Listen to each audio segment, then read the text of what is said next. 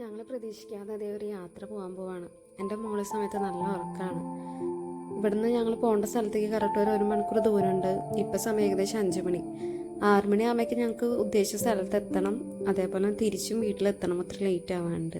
അപ്പം ഞാനും എൻ്റെ അമ്മയും ഹസ്ബൻഡ് ഇന്നില്ല, കൊച്ചും കൂടെ ഉള്ള യാത്ര പോകുന്നത്. ഹസ്ബൻഡിന് ഓൾറെഡി ജോലി ഉള്ളതുകൊണ്ട് തന്നെ ഒത്തിരി ലേറ്റായിട്ട് എത്താൻ പറ്റുന്നുള്ളതുകൊണ്ട് ഞങ്ങളോട് തന്നെ പൊക്കോളാൻ പറഞ്ഞു.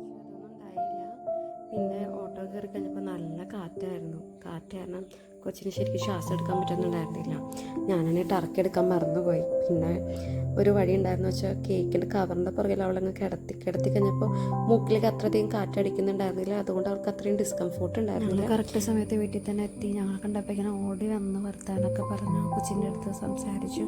ഭയങ്കര ഹാപ്പി ആയിരുന്നല്ലോ. ഞങ്ങൾ വേഗം അകത്തൊക്കെ കയറി എല്ലാവരോടും നല്ല ഹാപ്പിയായി. കുറച്ച് നേരം വർത്താനൊക്കെ പറഞ്ഞു. പിന്നെ കേക്ക് പതുക്കെ ഓപ്പണാക്കി.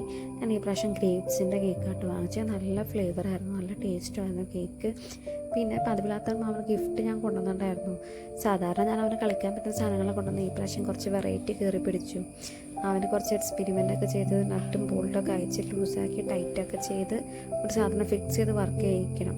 അങ്ങനെ ഞങ്ങൾ പരിപാടിയാണ് അൺബോക്സ് ചെയ്ത് നല്ല ഹാപ്പി ആയിട്ടിരിക്കുന്ന സമയത്താണ് അമ്മ ലേറ്റായി. അങ്ങനെ വേഗം ഞങ്ങളത് ബർത്ത്ഡേക്ക് കേക്കൊക്കെ കട്ട് ചെയ്തു. കറണ്ട് വേഗം പോയി, അപ്പം തന്നെ വന്നു. അത് കഴിഞ്ഞ് ഒത്തിരി ലേറ്റാണ്. അപ്പോൾ വേഗം ഫുഡൊക്കെ കഴിച്ച് ഞങ്ങൾ വേഗം 9 മണിയായപ്പോഴേക്കും തിരിച്ച് വീട്ടിലെത്തി.